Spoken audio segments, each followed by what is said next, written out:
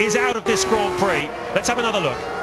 Now, Hamilton got away well. Kubica came across to cover him. Hamilton responded to that. Most cars getting away reasonably well, and there it is. It's Kovalainen on the outside, and just the merest tag for the looks of it, and it's all going off behind.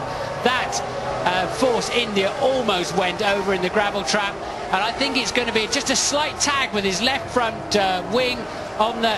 No, it's... In fact, I think he just dropped... He either got a push from behind, or he just plain... It was shown as being 7th at the end of the last lap. And this is a look at Anthony Davidson and what happened to him in the Super Aguri. His teammate Takuma Sato there just behind him, and that's all it took to break the front left suspension of Anthony Davidson's car. And there's where Mark Webber is at the moment, and that's how his left rear got damaged. Just the merest touches. Normally the suspension is beefy enough to cope with, not with that going into the wall, but with the sort of... It's a shame that we lose points like that.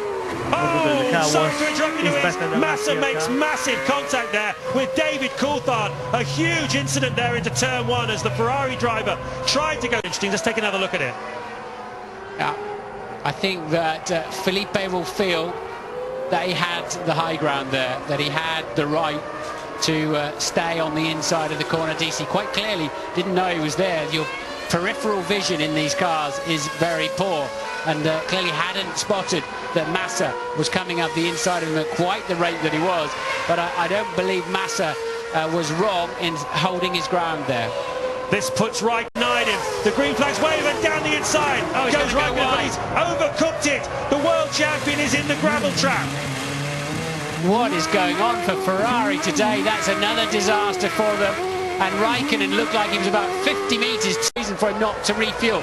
Look, he caught Kovalainen out, but he was just way too fast. So lucky not to just rumble across that gravel and take the nose off. To slow down. Meanwhile, Massa in the other Ferrari, compounding that team's misery.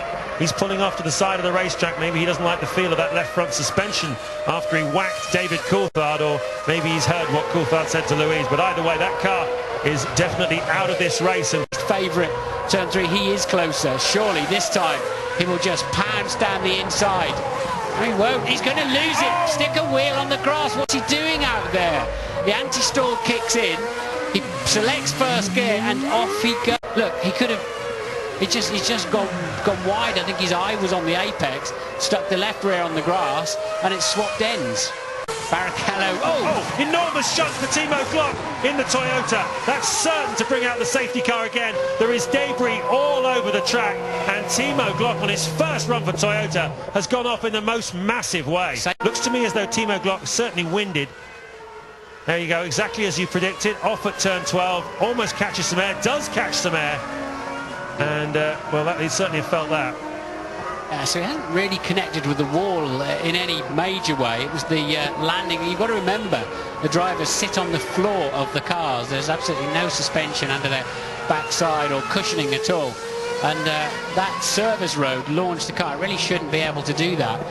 And it was, you know what that tends to do is compress your spine, your lower back, or damage winded. Great to see then Timo Glock, the reigning oh no! A disaster in the pit stops for Honda, and Barrichello pulls down the refueling man, almost took the rip with him. We've seen some big problems in the past when that happens. A mix-up then in the Honda pits, and there's an injury, hope it's not too severe, to one of the mechanics there. They're all looking after each other. He's not even allowed in. From race control. Let's take a look at what happened again.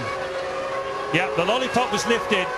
The fuel hose was still connected. So big mistake there by the man holding the lollipop. Bourdais, and there's the other incident then. There's the front wing of Nakajima going off, and it appeared to be almost unrelated to Kubica, doesn't it? Let's have another look at this. Kovalainen. Oh, it's Nakajima just getting into the back of Kubica, exactly, at the restart. The Toro Rosso lapping faster as Kimi Raikkonen finally rolls in. And, well, Melbourne is a town full of Italian immigrants, 8,000 Italians living here in Melbourne, most of them around the Lygon Street area. Many of them turn out every year, and boy have they had some big days here, with Michael Schumacher, Eddie Irvine winning races, and of course last year Kimi Raikkonen as well.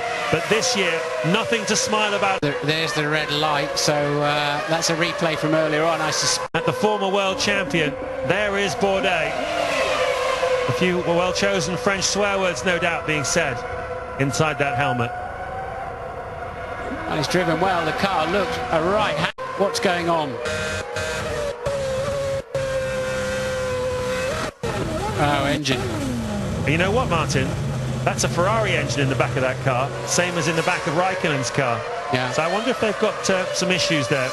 Certainly for two of them to go on this very hot day here in Albert Park.